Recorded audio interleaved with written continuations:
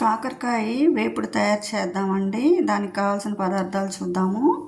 నేను ఫ్రెష్గా ఉండే 1/2 కిలో కాకరకాయలు తీసుకున్నా. 1/2 కిలో కాకరకాయలు, నెక్స్ట్ వచ్చేసి ఒక ఆనియన్, ఒక ఉల్లిపాయ, పెరుగు, పసుపు, కారం, కొంచెం చింతపండు, తగినంత నూనె, సాల్టు, ఇకపోతే ఇందులో కొంచెం ధనియాలు, కొబ్బరి, చిన్నులపాయ, ఈ 3 కలిపి మిక్సీ వేసుకుందాము.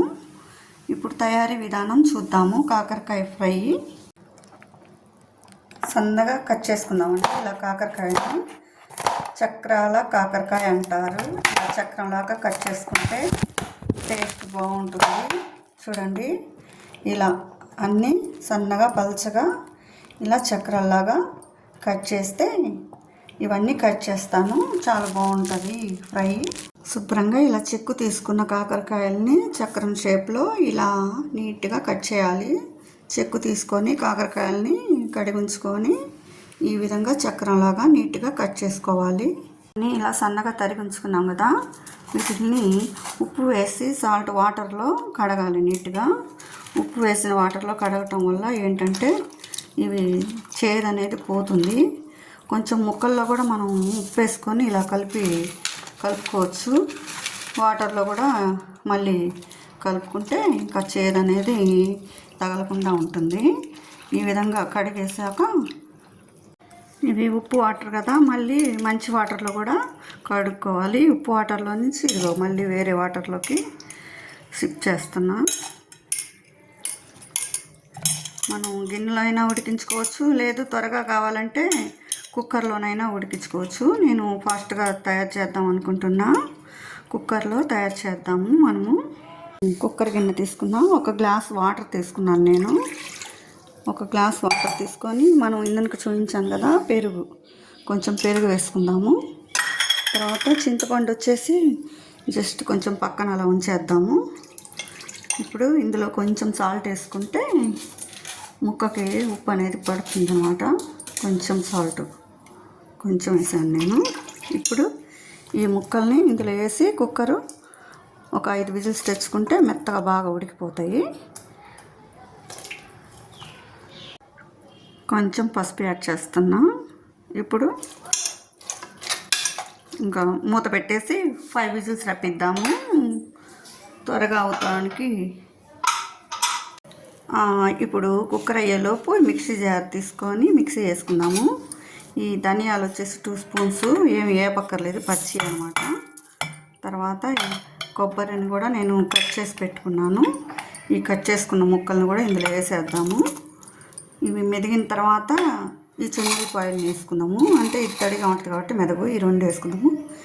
కొంచెం సాల్ట్ వేసుకుంటే, ఉప్పు, ఎప్పుడైనా మసాలా ఇట్లా మిక్సీ వేసే వాటికి కొంచెం సాల్ట్ వేసుకుంటే పట్టిద్ది అనమాట కర్రీకి మసాలా అనేది.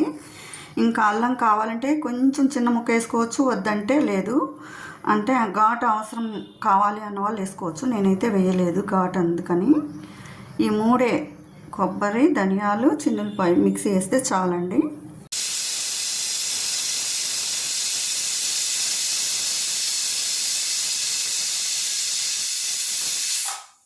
ఫైవ్ విజిల్స్ వచ్చాక స్టవ్ ఆపేద్దాము.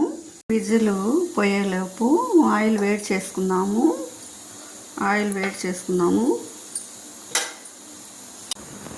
ధనియాలు, కొబ్బరి, చిన్నులపాయ మిక్సీ వేసుకున్న మిశ్రమం ఇది.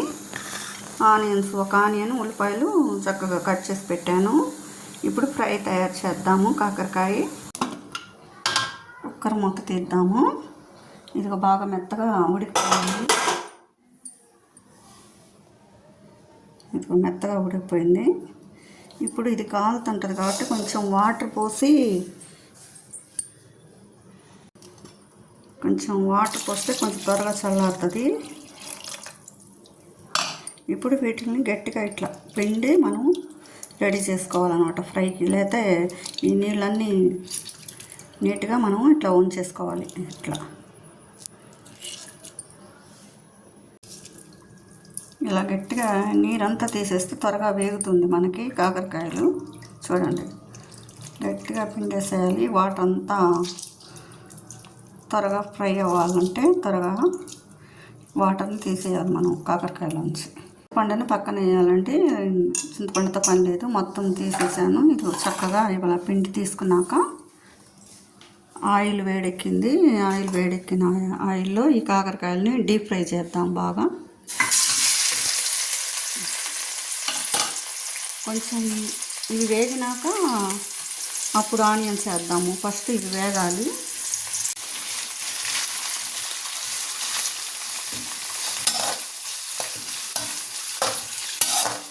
కొంచెం వేగనిద్దాము. బాగా 10% వేగిపోయింది. ఇప్పుడు మధ్యలో కొంచెం నూనె పక్కకు అనేసి ఉల్లిపాయ ముక్కలు కూడా వేస్తే ఇవి కూడా వీటితో పాటే వేగిపోతాయి.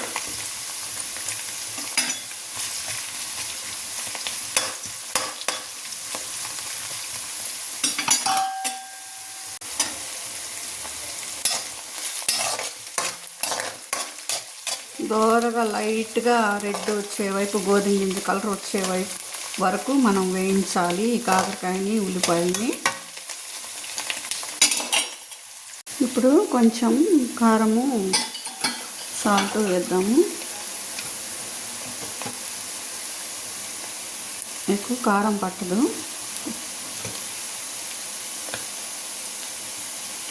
ఓకే,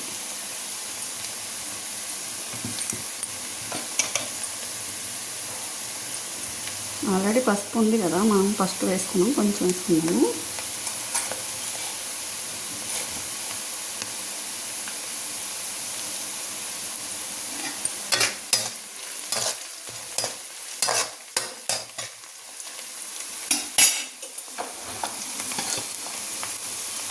కొంచెం సాల్ట్ వేద్దాము. ఆల్రెడీ ఉడికేటప్పుడు వేసుకున్నాం కాబట్టి, మసాలాలో కూడా కొంచెం వేసుకున్నాం కదా, కొంచెం వేసుకుంటే చాలు. మసాలాను కూడా బాగా వేయించుకున్నాము.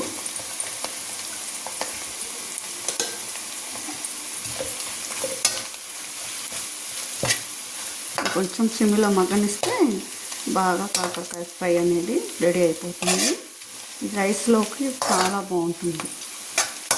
చేదనేది తెలియకుండా మనం 2 టైమ్స్ కడిగాము. మళ్ళీ ఉడికినాక కూడా వాటర్ పోసుకొని మరీ తీసేసాం కాబట్టి చేదనేది ఎక్కువ తగలదు.